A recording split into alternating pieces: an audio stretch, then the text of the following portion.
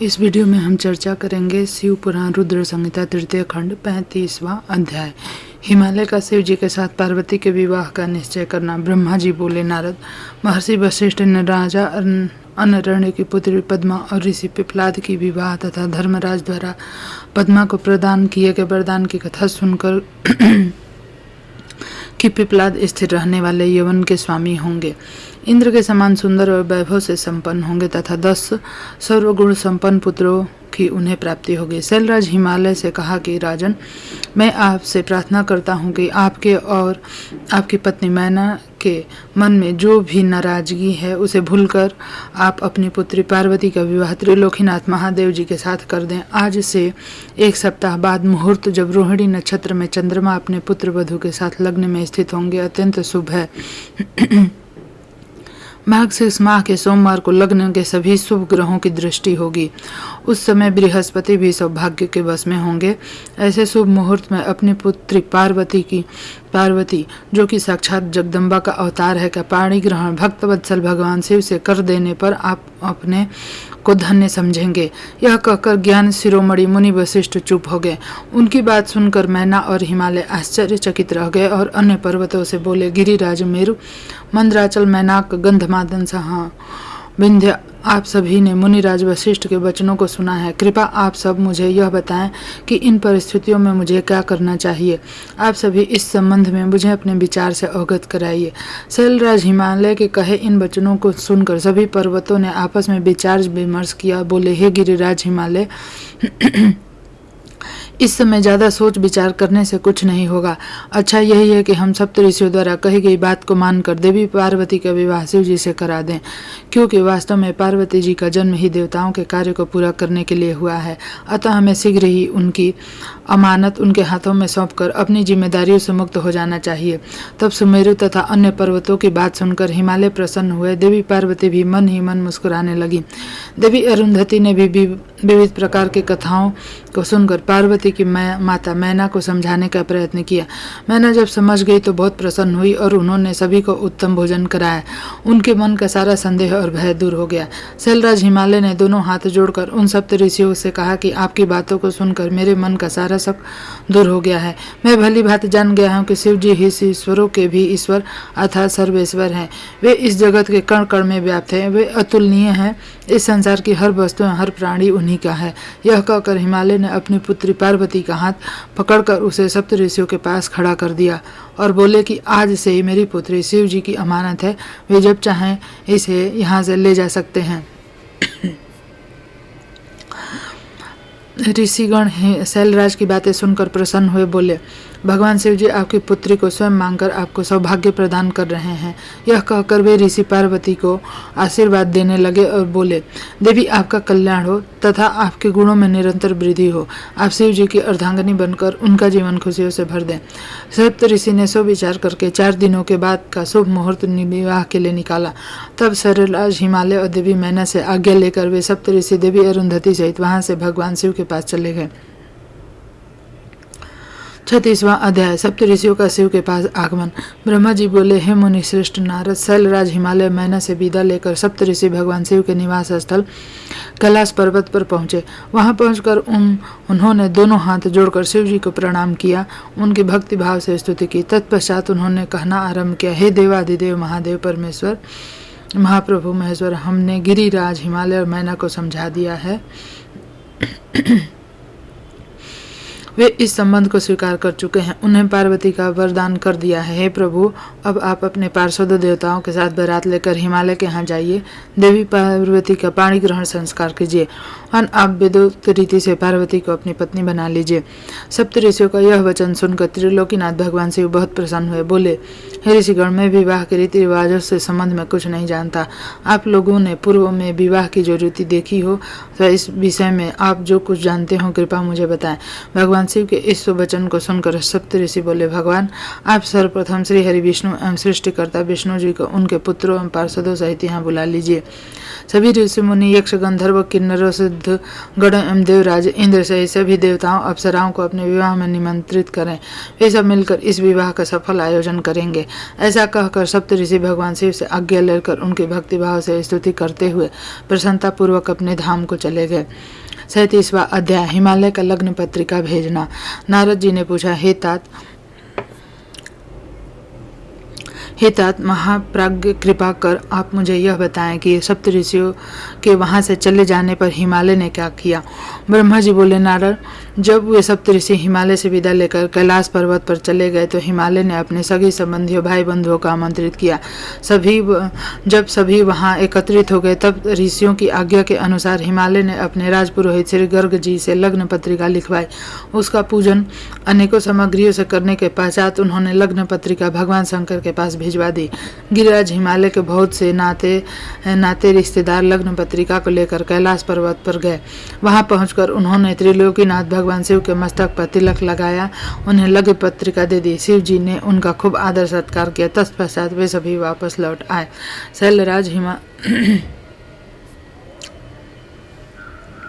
शैलराज हिमालय ने देश के विविध स्थानों पर रहने वाले सभी भाई बंधुओं को इस शुभ अवसर पर आमंत्रित किया। निमंत्रण भेजने के पश्चात हिमालय ने अनेक प्रकार के रत्न, वस्त्र, अमूल्य आभूषणों, विभिन्न प्रकार के बहुमूल्य देने योग्य वस्तुओं को संग्रहित किया। तत्पश्चात उन्होंने विविध प्रकार की खाद्य सामग्री, चावल, आटा, गुड़, शक्कर, दूध, दही, घी, मक्खन, मिठाई, पकवान आदि एकत्र किए ताकि बारात का उत्तम रीति से आदर सत्कार किया जा सके। सभी खाद्य वस्तुओं को बनाने के लिए अनेक हलवाई लगा दिए गए। चारों ओर उत्तम वातावरण था। शुभ मुहूर्त में गिरिराज हिमालय ने मांगलिक कार्यों का शुभारंभ किया। घर की स्त्रियां मंगल गीत गाने लगी। हर जगह उत्सव होने लगे। देवी पार्वती का संस्कार करने के पश्चात वहां उपस्थित नारियों ने उनका श्रृंगार किया। विभिन्न प्रकार के सुंदर वस्त्रों एवं आभूषणों से विभूषित पार्वती देवी साक्षात जगदम्बा जान पड़ती थी। उस समय उनके मंगल उत्सव अनुष्ठान होने लगे। अनेक प्रकार के साज श्रृंगार से सुशोभित होकर स्त्रियां इकट्ठी हो गई। शैलराज हिमालय भी प्रसन्नतापूर्वक निमंत्रित बंधु बांधवों की प्रतीक्षा करने लगे और उनके पधारने का उनका यथोचित आदर सत्कार करने लगे। लोकाचार रीति होने लगी। गिरिराज हिमालय द्वारा निमंत्रित सभी भाई बंधु बांधवों के निवास पर पधारने लगे। गिरिराज सुमेरु अपने साथ विभिन्न प्रकार के मणियों, महारत्नों के उपहारों के रूप में लेकर आए। मंद्राचल, अस्ताचल, मलयाचल, उदयाचल, निषद, दूर करवीर, गंधमादन, महेंद्र, परियात्र, नील, त्रिकुट, चित्रकूट, कोज, पुरुषोत्तम, सनील, वेंकट, श्रीशैल, गोकामुख, नारद, बिंद, कालजरन,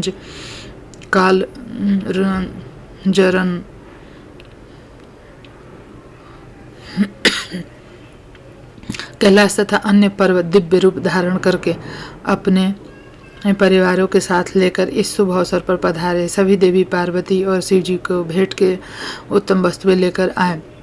इस विवाह को लेकर सभी बहुत उत्साहित थे।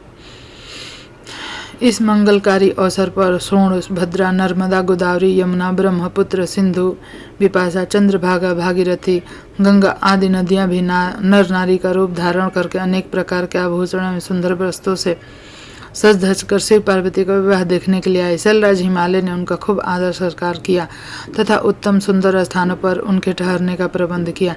इस प्रकार शैलराज की पूरी नगरी जो शोभा से संपन्न थी पूरी तरह भर गई। विभिन्न प्रकार के वंदन ध्वज पताकाओं से चार ओर चंदोवर लगे हुए थे। विभिन्न प्रकार की नीली पीली रंग बिरंगी प्रभा नगर की शोभा और बढ़ा रही थी। विश्वकर्मा द्वारा दिव्य मंडप की रचना। ब्रह्मा जी बोले, हे मुनि श्रेष्ठ नारद, शैलराज हिमालय ने अपने नगर को बारात के स्वागत के लिए विभिन्न प्रकार से सजाना शुरू कर दिया। हर जगह की सफाई का विशेष ध्यान रखा गया। सड़कों को साफ कराया गया, उन पर छिड़काव कराया गया। तत्पश्चात उन्हें बहुमूल्य साधनों से सुसज्जित एवं सुशोभित कराया गया। प्रत्येक घर के दरवाजे पर केले का मांगलिक पेड़ लगाया गया। आम के पत्तों को रेशम के धागों से बांधकर सुंदर बंधन बारे बनाएगी। विभिन्न प्रकार के सुगंधित फूलों से हर स्थान को सजाया गया। सुंदर तोरणों से घर को शोभायमान किया गया। चारों ओर का वातावरण अत्यंत सुगंधित था। वहां का दृश्य दिव्य और अलौकिक था।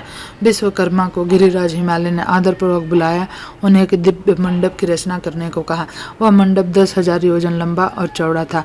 वह दिव्य मंडप 40,000 कोस के विस्तृत क्षेत्र में फैला हुआ था।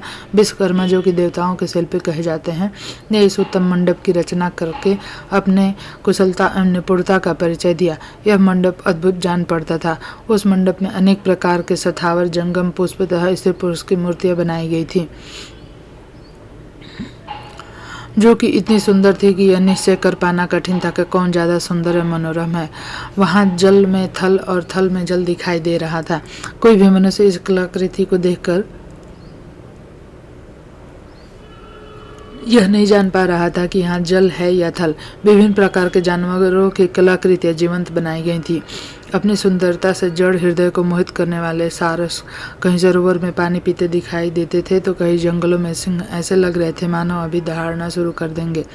नृत्य करने की मुद्रा में बनाई गई स्त्री पुरुषों की मूर्तियों को देखकर ऐसा लगता था मानो वाकई नर नारी नृत्य कर रहे हों।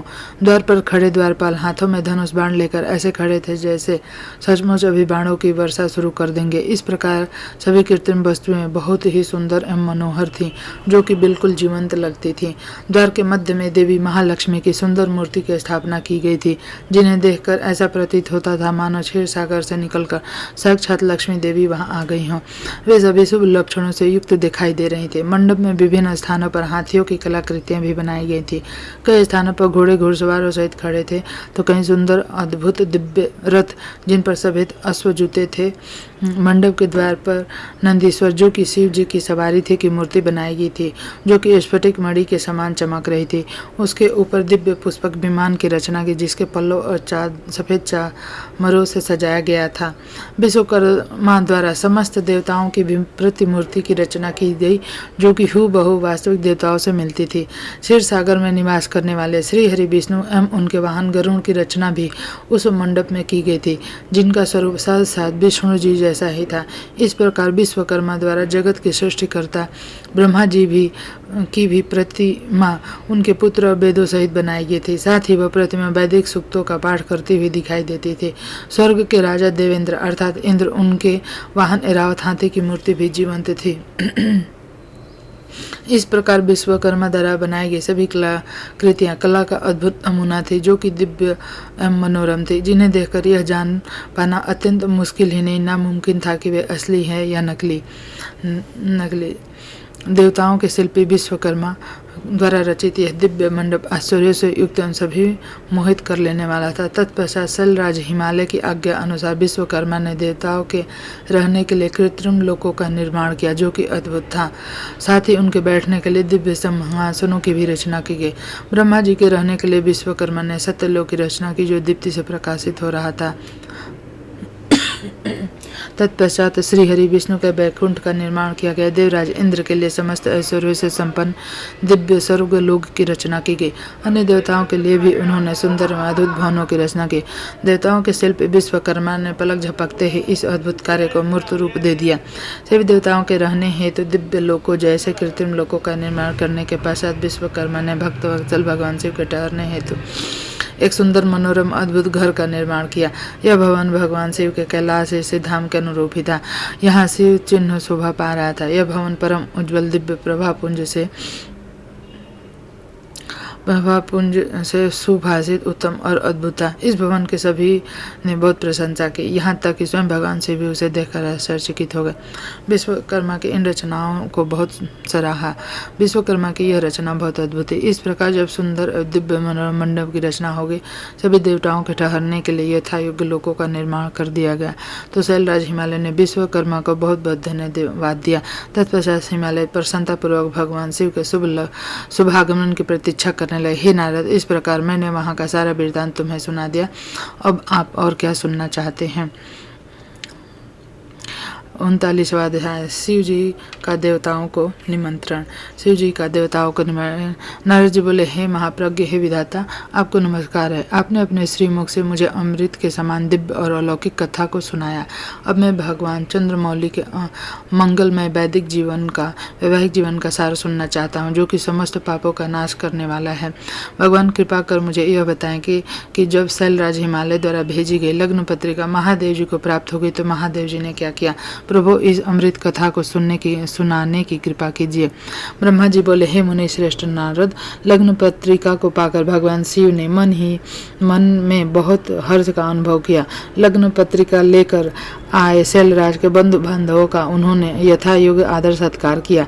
तत्पश्चात भगवान उन्होंने उस लग्न पत्रिका को पढ़कर स्वीकार किया तथा पत्रिका लेकर आए हुए लोगों का आदर सम्मान से विदा किया। तब शिव जी प्रसन्नतापूर्वक सप्त ऋषियों से बोले कि हे मुनियों, आपने मेरे लिए इस शुभ कार्य का संपादन किया और मैंने इस विवाह हेतु अपनी स्वीकृति प्रदान कर दी है। अतः आप सभी मेरे विवाह में आदर निमंत्रित हैं। भगवान शिव के शुभ वचन सुनकर ऋषिगण बहुत प्रसन्न हुए। उनके आदर पूर्वक प्रणाम करके अपने धाम को चले गए। जब ऋषिगण कैलाश पर्वत से चले गए तब भक्तवत्सल भगवान शिव ने तुम्हारा स्मरण किया। तुम अपने सौभाग्य की प्रशंसा करते हुए तुरंत उनसे मिलने उनके धाम पहुंच गए। शिव जी के चरणों में तुमने मस्तक झुकाकर प्रणाम किया और हाथ जोड़कर खड़े हो गए। भगवान शिव बोले, हे नारद, तुम्हें दिए गए उपदेश से प्रभावित होकर ही देवी पार्वती ने घोर तपस्या की और उससे प्रसन्न होकर मैंने उन्हें अपनी पत्नी बनाने का वरदान दे दिया है। पार्वती की भक्ति ने मुझे वश में कर लिया। अब मैं उनके विवाह के साथ विवाह करूंगा। सप्त ऋषि ने शैलराज हिमालय को संतुष्ट कर इस विवाह की स्वीकृति प्राप्त कर ली है। हिमालय की ओर से लग्न पत्रिका भी आ चुकी है। आज से 7वें दिन मेरे विवाह का दिन सुनिश्चित हुआ है। इस अवसर पर महान उत्सव होगा। अतः तुम श्री हरि, ब्रह्मा, सब देवताओं, मुनियों, सिद्धियों को मेरी ओर से निमंत्रण भेजो। उनसे कहो कि वे लोग उत्साह और प्रसन्नतापूर्वक सज धज कर अपने परिवार के साथ मेरे पधारें। हाँ, भगवान शिव की आज्ञा पाकर अपने हर जगह आदर पूर्वक सबको इस विवाह में पधारने का निमंत्रण दिया। तब भगवान शिव के पास आकर उन्होंने सारी जानकारी दे दी। भगवान शिव भी आदर पूर्वक सभी देवताओं के पधारने की प्रतीक्षा करने लगे। भगवान शिव के सभी गण संपूर्ण दिशाओं में नाचने गाने लगे। सभी और उत्सव होने लगे। निमंत्रण पाकर अति प्रसन्नता से सज धजकर भगवान श्री हरि, विष्णु, श्री लक्ष्मी और अपने दल बल को साथ लेकर कैलाश पर जा पहुँचे।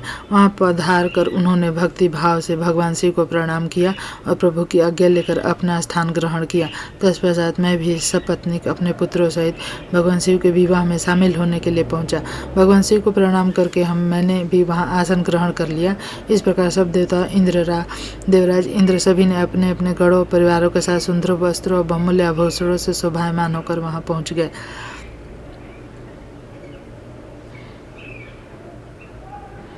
40वां अध्याय भगवान शिव की बारात का हिमालय पुरी की ओर प्रस्थान। इस विषय पर चर्चा हम अगले वीडियो में करेंगे। ये वीडियो आपको कैसा लगा कमेंट करके बताएं। वीडियो को लाइक करें और शेयर करें। चैनल को सब्सक्राइब करें। धन्यवाद।